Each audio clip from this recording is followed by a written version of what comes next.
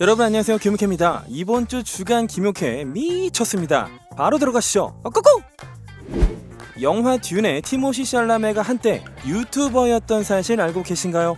티모시는 현지 시간 10월 22일 프로 포트나이트 플레이어인 네이트 힐과의 인터뷰에서 본인이 유튜브 채널을 운영하고 있었다고 인정했습니다. 사실 티모시 팬들 사이에선 어떤 유튜브 채널이 티모시 거가 아닐까 그렇게 추측되긴 했습니다.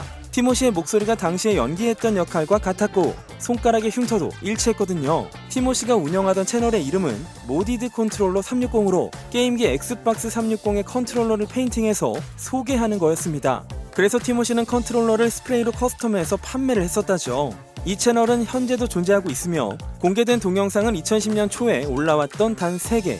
당시에 티모시는 14살 정도였습니다. 티모시에 따르면 컨트롤러를 새롭게 페인트해서 약 $10에 팔았고 3개 정도를 작업했었다는데요. 부모님이 하지 말래서 그 다음부턴 안 했다고 합니다. 아쿠아맨의 메라, 앰버 허드가 아쿠아맨 속편에서 메라의 퍼스트룩을 인스타로 공개했습니다. 캡션에는 머리카락 색깔 같은 레드를 넣어 레디라고 썼죠. 슈퍼마리오 애니메이션 캐스팅은 주간 김uk혜를 보셨다면 이미 알고 계셨을 텐데요. 이 작품에서 피치 공주를 연기하는 퀸스 갬빗의 아냐 테일러 조이가 말하길 이 영화에 참여하는 건 모든 게이머들의 꿈이며 매우 즐겁고 이 배역을 연구하기 위해서 요즘 슈퍼마리오 게임에 푹 빠져있다고 합니다. 캬, 저도 피자 한 판 시켜놓고 아냐와 슈퍼마리오 하고 싶네요. 맨인 블랙과 나쁜 녀석들의 윌 스미스가 과거에 자살을 생각한 적이 있다고 고백을 했습니다. 얼마 전 유튜브의 오리지널 시리즈인 베스트 쉐이브 오브 마이 라이프의 예고편이 공개됐죠. 이 시리즈는 윌이 20주 동안 20파운드, 약 9kg의 체중 감량에 도전한다는 내용인데요. 그는 이 예고편에서 This began as a journey to get into the best shape of my life. 라고 말했습니다. 또한 체중 감량뿐만 아니라 회고록을 쓰거나 가족과 함께 테이블을 둘러싸고 있는 모습도 비치고 있는데요. When I started this show, I thought I was getting into the best shape of my life physically, but mentally I was somewhere else.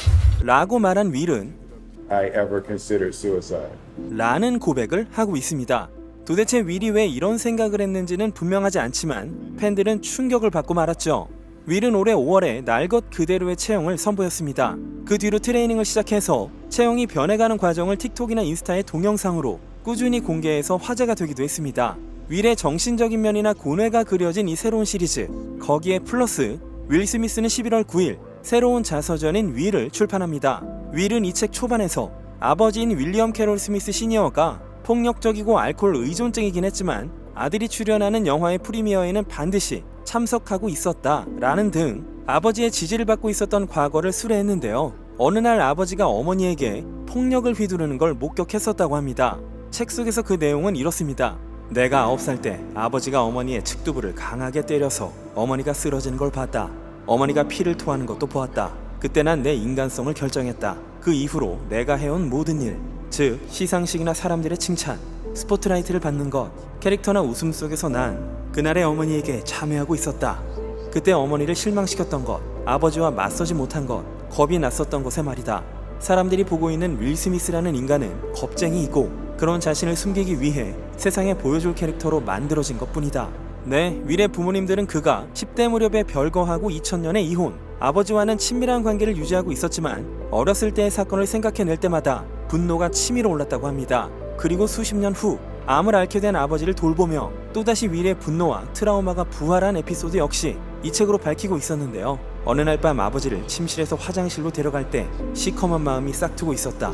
방에서 화장실까지 계단을 올라갔다. 난 어렸을 때 언젠가 어머니의 원수를 갚겠다고 다짐했었다. 내가 크면, 강해지면, 더 이상 겁쟁이가 아니게 되면 아버지를 죽여버리겠다고 라며 아버지에게 살의를 느끼고 계단에서 밀어버릴 생각을 했던 것을 고백. 그러나 윌은 마음을 다잡고 수십 년 동안 아픔과 분노, 원한을 지워나갔다고 합니다. 윌은 물질적인 세계에서 얻는 것만으로 진정한 마음의 평온을 만들어내는 것은 불가능하다. 결국 사람들이 날 얼마나 사랑했는지는 중요하지 않고 내가 얼마나 그들을 사랑했는가를 바탕으로 진짜 미소 짓는 얼굴을 가질 수 있다고 과거에서 배운 교훈을 밝혔습니다. 윌에겐 무슨 일이 있었을까요? 이 책은 저도 정말 읽고 싶네요. 의아니 이게 웬일입니까? 인기 리얼리티 스타이자 사업가인 킴 카다시안과 코미디언 겸 배우 피트 데이비슨이 사귄다는 얘기가 돌고 있습니다.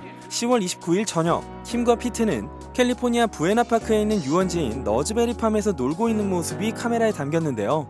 여기엔 킴의 언니인 코트니 카다시안과 약혼자인 드러머 트래비스 바커, 그 외에 몇몇 사람들이 함께했습니다. 그런데 여기서 킴과 피트가 손을 잡고 있었던 것이죠. 어허, 거참 의외의 조합이 아닌가 싶은데요. 킴은 지난달 미국 SNL에 나와서 피트와 연기를 펼치고 키스 장면까지 선보였죠.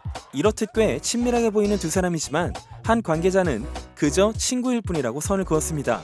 얘들은 맨날 이렇죠. 킴은 남편이었던 카니에, 아니 얘와 이혼 수속 중이며 피트도 싱글인 상태로 지금까지 여러 연상 여성들과 사귄 바가 있기 때문에 진짜 깊은 관계가 될 가능성이 없어 보이지는 않네요.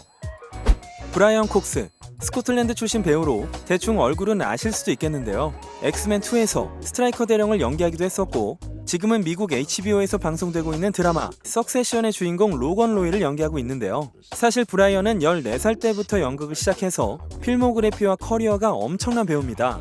이런 브라이언이 자신의 자서전 Putting the Rabbit in the Hat을 출판해서 배우 조니 뎁을 비판하고 나섰습니다. 브라이언은 캐리비안의 해적에 웨더비 수완 역의 오퍼를 받았지만 거절했음을 밝혔고 당시에 조니 뎁은 이 영화로 전 세계의 탑 클래스 배우가 됩니다. 그러나 브라이언은 이런 조니 뎁의 능력을 인정하지 않는 것 같습니다. 책에서 그는 그의 인성이 장점이면 틀림없지만 너무 과장되고 과대평가되고 있는 건 아닐까. 그리고 또 브라이언은 조니의 이름을 전 세계에 알린 영화 가위손에 대해서도 언급. 솔직하게 말해서 그런 손을 하고 창백하고 상처투성이의 메이크업으로 등장하면 아무것도 하지 않아도 된다. 실제로 그는 영화에서 아무것도 하지 않았다 라며 혹평을 했습니다. 조니 측은 이런 브라이언의 발언에 대해 현 시점에서 코멘트는 하지 않고 있네요. 앰버 허드가 호주 정부로부터 수사를 받고 있답니다.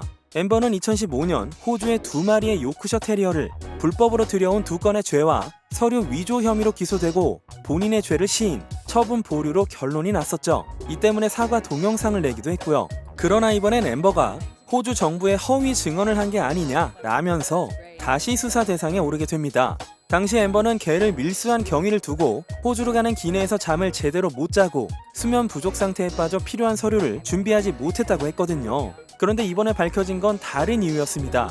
전 남편 조니 뎁이 영국 선지와 명예훼손 재판을 벌였었죠. 조니가 아내를 때리는 사람이냐 아니냐라는 그 기준 자체가 중요한 재판이었기에 서로의 도덕성에 대해 사소한 것조차 까발릴 수밖에 없었는데요.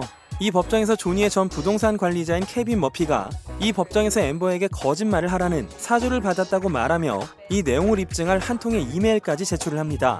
덧붙여 증언에서 앰버가 정식 절차를 거치지 않고 개를 들여오는 것은 불법이며 개의 안락사를 포함한 매우 엄격한 벌칙이 부과될 수 있다는 점을 여러 차례 설명했다고 말했습니다. 그래서 그는 앰버에게 이런 일은 정말 하고 싶지 않아요 라고 말하자 앰버는 당신의 도움이 필요해요. 일을 어렵게 만들 생각은 아니겠죠?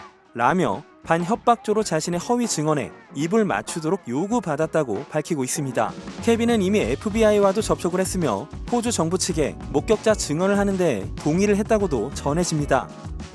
보이그룹 원디렉션의 전 멤버 제인과 지지 하디드의 후속 보도입니다. 지지와 제인의 결별은 지지의 어머니 욜란다와 제인의 불화가 원인이었다죠. 몇 주 전 제인과 지지의 어머니 욜란다는 논쟁을 벌이던 끝에 욜란다 측이 자신이 제인에게 맞았었다고 주장. 제인은 이 사실을 2번의 입장 발표를 통해서 부인을 했습니다. 그러나 이번엔 제인이 지지와 욜란다를 괴롭힌 혐의로 기소가 되면서 좀 디테일한 상황이 전달됐는데요. 9월 29일 제인과 지지는 펜실베니아에 위치해 있는 하디드 가문의 별장에 머물고 있었는데 제인은 네덜란드계 미국인인 욜란다를 네덜란드에 떠먹을 이라며 F워드를 써서 욕설을 퍼부었고 자기 아이에게서 떨어지라고도 말했으며 욜란다를 드레스룸에 밀어 넣어서 정신적 육체적 고통을 주었다고 전해지지만 제인 측은 폭력은 행사하지 않았다 라고 주장했습니다. 제인은 지지에게 엄마가 아닌 파트너인 내 편을 들라며 역시 F워드를 쓰며 거칠게 말했고 집에 있던 경비원들과도 몸싸움을 벌이기도 했다고 합니다. 그래서 총 4건의 형사 범죄로 기소되었으며 제인은 유죄는 인정하지 않되 법정 다툼은 하지 않겠다는 이른바 불황쟁 답변을 했다고 하죠. 결국 조건부로 90일간의 보호 관찰과 분노 조절을 위한 강의, 가정폭력 프로그램을 이수해야 하며 욜란다에게 접근 금지 명령도 받았습니다. 향후 동향에도 이목이 쏠렸는데요. 공교롭게도 제인이 3번째 앨범을 제작했던 레코드 회사 RCA 레코드가 계약 해지를 통보했습니다. 미국 빌보드 200위에서 44위로 떡락한 저조한 판매를 기록하기도 했지만 이번 이슈와 더불어 평소 제인의 까다로운 성격 탓이라고 보는 시각도 있습니다. 영화 콜미 바이 유어 네임의 군대 망치 말고 원래 캐스팅되었던 배우가 누군지 아시나요? 바로 샤이아 라보프였습니다. 이 사실은 이 영화의 각본과 프로듀서를 맡아 아카데미상을 수상한 제임스 아이보리의 회고록 솔리드 아이보리로 밝혀졌는데요. 그가 얼마 전 잡지 GQ를 통해 말하길 당시 영화 퓨리에 출연하던 샤이아 라보프가 철학자에 대한 논문을 쓰고 있는 어떤 인물을 연기하는 모습을 도무지 상상할 수가 없어서 결과적으로 그를 캐스팅하지 않았다고는 말했습니다만, 사실은 샤이아가 자비로 비행기 티켓을 사고 뉴욕에 와서 티모시 샬라메와 대본 리딩을 했을 정도로 캐스팅 목전에 있었고, 샤이아와 티모시는 위화감이 1도 없는 사랑스러운 커플 그 자체였다죠. 그런데 샤이아가 2017년 조지아주에서 주치폭력으로 체포되고 전 여친들에게 폭행으로 고발이 되면서 제임스가 샤이아에게 메일을 보내 사실 확인을 하려는 찰나 이 영화의 루카 구아다니노 감독이 즉시 아미 해머를 캐스팅해버렸고, 그 이후 샤이아의 이름은 거론되지 않았다고 합니다. 배우 알렉 볼드윈이 촬영장 오발 사고 이후 두 번째 입장 발표를 했습니다. 서면은 아니었고 기자의 취재를 통한 내용이었는데요. 10월 30일 버몬트주 맨체스터의 아내와 함께 있던 알렉은 현재 경찰 조사가 진행 중이어서 조사에 대한 질문에는 답변할 수 없습니다. 한 여성이 사망해서 적극적인 조사가 이루어지고 있고 그녀는 나의 친구였습니다 라고 발언을 시작. 촬영을 시작하기 위해 산타페에 도착한 날 사고로 사망한 촬영감독 하리나와 연출감독 조엘과 저녁 식사를 했습니다. 그런 동료에게 이런 사고가 벌어지고 말았습니다. 사고 이후 저는 하리나의 남편 매튜와 아들들을 만났습니다. 그들은 슬픔에 짓눌린 듯 보였습니다. 영화 세트장에서는 우발적인 사고가 가끔 발생하지만 거의 1조 분의 1의 확률로 일어날 만한 그런 사고였습니다. 하리나의 가족들은 너무 큰 충격을 받았습니다. 9살짜리 아들이 있어요. 우리 모두 하리나의 가족들과 그 자녀들을 무척 걱정하고 있고 늘 연락하고 있습니다. 알렉은 앞으로 총기를 다루는 영화에 참여할 수는 있겠느냐 라는 물음엔 아직은 그런 생각조차 할 수 있는 상태가 아니라며 향후 영화 촬영에서 조속히 안전 대책이 마련되길 바란다고 밝혔습니다. 그런 가운데 사고가 일어난 영화 러스트는 어떻게 될까요? 이미 영화는 무기한 제작 중단 상태지만 알렉 볼드윈은 이번 사고로 인해 영화 촬영은 앞으로도 재개되지 않을 거라고 밝혔습니다. 현재 진행되고 있는 조사 중에 특히 주목을 받고 있는 건 어시스턴트 디렉터 데이브 홀스라고 말씀을 드렸었는데요. 총탄을 확인하지 않아서 비판을 받고 있고 과거에 참여한 영화 촬영 현장에서 비슷한 사례도 있었으며 스텝 부상 때문에 해고를 당했었다고도 말씀드렸죠. 추가로 촬영 현장의 무기 담당인 한나 구티에레스 리드도 조사를 받고 있으며 현재까지 이 사건으로 기소된 사람은 아무도 없습니다. 그런데 말이죠, 할로윈을 맞아 알렉 볼드윈의 이런 사진이 좀 부적절하다는 논란이 일고 있습니다. 하리나의 9살 난 아들은 할로윈을 어떻게 보냈을까? 라는 식의 의견도 있었네요. 얼마 전 V 매거진의 커버를 장식한 마돈나의 사진이 난리가 났네요. 한번 보시죠. 올해 63세가 된 마돈나의 사진이라고 보기엔 믿기지 않을 만큼 주름이 전혀 없고 매끈매끈한 피부를 보여주고 있습니다. 평소보다 메이크업도 짙어서 마치 다른 사람 같기도 한데요. 아무래도 좀 위화감이 있어서인지 인스타에 댓글로 우린 킴 카다시안을 사랑하지, 뽀샵을 얼마나 한 거냐, 솔직히 카일리 제너인 줄, 마돈나 어딨냐, 코의 반쪽은 어디 갔어? 라는 등의 의견이 올라왔습니다. 가수 아델의 공연 티켓 가격이 치솟고 있습니다. 아델은 최근 최신 앨범 30를 11월 19일에 발매한다고 발표했죠. 2015년 11월에 나왔던 세 번째 앨범 25 이후 6년 만의 신보라 전 세계 팬들에게 주목을 받고 있는데요. 아델은 내년 여름 영국 하이드파크에서 열리는 음악 페스티벌인 브리티시 썸머타임 페스티벌에 2일간 무대에 서는 것이 결정.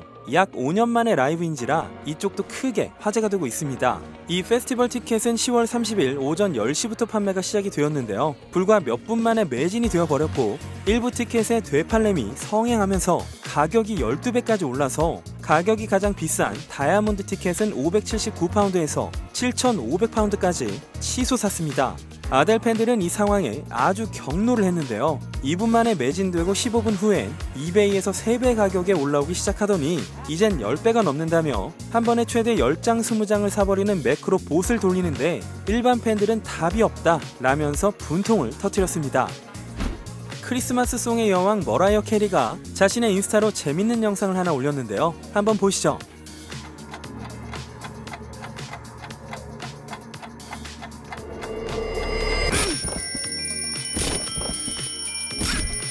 It's not time에서 not을 때려 부수면서 It's time, 때가 됐다 라는 건데요. 중간에 11월 5일이라는 날짜가 보이죠. 그때 뭔가가 있을 예정으로 보입니다. 10월 28일에 미국 LA에서 영화 스펜서의 프리미어 이벤트가 열렸죠. 레드카펫 위에 선 주연 배우 크리스틴 스튜어트가 말하길 다이애나와 똑같은 웨딩드레스를 입은 날은 왠지 모르게 하루 종일 섬뜩한 기분이었다고 합니다. 스펜서는 1991년 12월 크리스마스 휴가 3일간에 벌어진 실화에 근거한 영화로 크리스틴은 29살 때부터 30살 때까지의 다이애나를 연기하며 다이애나는 이 휴가 기간 동안 찰스 왕세자와의 이혼을 결심했다고 합니다. 그리고 크리스틴 스튜어트가 마침내 연인과 약혼을 한다고 합니다. 크리스틴은 2019년 8월부터 각본가인 딜런 마이어와 사귀기 시작. 두 사람은 8년 전 영화에서 만난 적이 있었고 6년 뒤에 친구의 생일 파티에서 다시 만나게 되면서 지금의 관계에 이르렀습니다. 얼마 전 더 하워드 스턴 쇼에 출연한 크리스틴은 약혼을 인정했고 우리는 결혼할 겁니다 라고 밝혔습니다. 프로포즈는 딜런이 했다네요. 크리스틴은 연애 초기 때부터 딜런과의 결혼을 염두하고 있었다죠.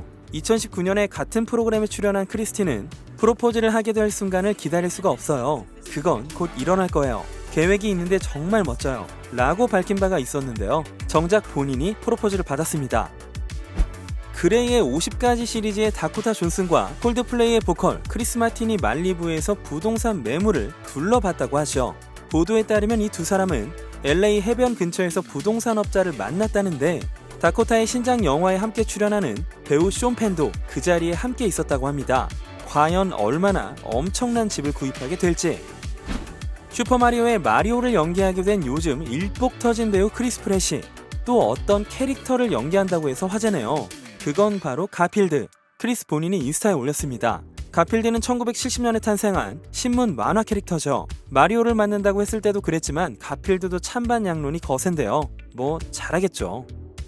마블의 미쿡 대장 역에 크리스 에반스가 발탁되는 것에 정말 큰 영향을 준 인물이 로버트 다우니 주니어였음이 밝혀졌습니다. 얼마 전 발간된 서적 더 스토리 오브 마블 스튜디오 더 메이킹 오브 더 마블 시네마틱 유니버스에 따르면 마블 스튜디오의 수장 케빈 파이기는 캡틴 아메리카 스티브 로저스 역에 원래는 세바스찬 스탠을 기용할 준비를 하고 있었다고 합니다.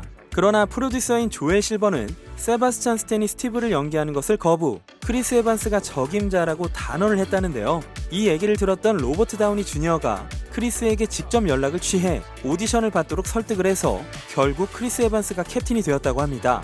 마블 측은 크리스에게 여러 차례 접촉을 했었는데 크리스도 마블도 딱히 선택을 하지 못하고 있었다고 하니까요. 그때 로버트의 설득이 빛을 발한 셈이네요. 심지어 크리스의 어머니도 아들이 캡틴 아메리카 배역을 맡도록 설득했다고 전해집니다. 배우 마크 월버그가 딸에게 네일 아트를 받았다네요. 한번 보시죠. I thought Halloween was over. She got me again. 영상엔 마크의 딸 그레이스도 살짝 얼굴을 비추고 있죠. 마크는 작년 코로나 때문에 아이들과 많은 시간을 보낼 수 있었다는데요. 18살이 된 첫째 딸 엘라부터 그레이스, 아들인 마이클과 브랜던 조셉까지 총 4명의 아이가 있습니다. 조만간 톰 홀랜드와 함께 출연하는 언차티드가 개봉을 앞두고 있죠. 몇 차례 김효태의 커뮤니티로 소개해드렸던 크리스토퍼 놀란 감독의 신작 오펜하이머의 추가 소식입니다. 이 영화의 주인공은 원폭의 아버지라고 불린 미국의 물리학자 로버트 오펜하이머. 제2차 세계대전 당시 원자폭탄 개발 계획인 맨해튼 프로젝트를 주도한 인물이며 극중에서는 원폭의 개발부터 그가 핵무기의 국제적 관리의 필요성을 호소하고 수소폭탄에 항의하는 활동을 하는 등 이 인물의 다층적이고 내면적인 변화를 보여준다고 합니다. 주연은 킬리언 머피, 오펜하이머의 아내 역으로 에밀리 블런트가 협상 중인 가운데 무려 로버트 다우니 주니어와 맷 데이먼도 협상 테이블에 올랐습니다. 만약 계약이 성사된다면 로다주가 연기하게 되는 건 미국 원자력위원회의 회장이었던 루이스 스트로즈 역. 종전 이후 위원회에 참가하여 오펜하이머의 조국에 대한 충성심을 의심하고 그의 기밀자료 열람 권한을 박탈했었던 오펜하이머를 아주 적대시한 것으로 알려졌던 인물이죠. 소위 악역이라는 거. 맷 데이먼은 맨해튼 프로젝트를 지휘했던 레슬리 그로브스 중장 역. 펜타곤의 건설을 감독하고 일본의 원폭 투하를 결정했던 인물이죠. 로다주는 최근 프로듀서인 아내와 제작사 팀 다우니를 꾸려 제작자와 경영자 활동에 적극적이고 영화 출연은 닥터 두리틀이 마지막, 크리스토퍼 놀란 감독과는 첫 작업인데요. 맷 데이먼은 인터스텔라에 나왔으니까 9년 만에 놀란 감독 작품이네요. 원더우먼 갤가도시 디즈니의 백설공주 실사판에서 마녀를 연기할 예정이라고 합니다. 올해 6월 웨스트사이드 스토리의 신인 배우 레이첼 지글러가 백설공주를 연기한다는 발표가 있었죠. 마녀의 거울아 거울아부터 노파 변신까지 하게 될 갤가도시라 이 영화는 2022년 촬영을 시작합니다. 쿠엔틴 타란티노 감독이 자신의 영화 펄프 픽션의 미공개 장면 7개를 NFT로 경매에 출품합니다. NFT는 위조 불가능, 소유 증명서가 첨부된 디지털 데이터 형태의 일종의 가상통화로 블록체인상에서 발행되고 거래가 행해지죠. 타란티노 감독은 이번에 오픈시에서 시크릿 NFT로 경매를 걸 예정으로 그 밖에도 세상에는 없는 펄프 픽션의 필기 대본을 노컷으로 수록하고 타란티노 감독이 영화의 비밀을 밝히는 독점적인 커스텀 코멘터리도 포함되어 있다고 합니다. 과연 얼마에 팔릴지 경매가가 뜨면 알려드리겠습니다. 네, 여러분의 인싸템 캐진이 연예 동산 주간 김용회 오늘은 여기까지 하겠습니다. 그럼 지금까지 주간 김용회 K였습니다. The day that you went away, you said to see your family, but I ran into you yesterday, and you never saw it coming, baby. I knew you knew what I thought.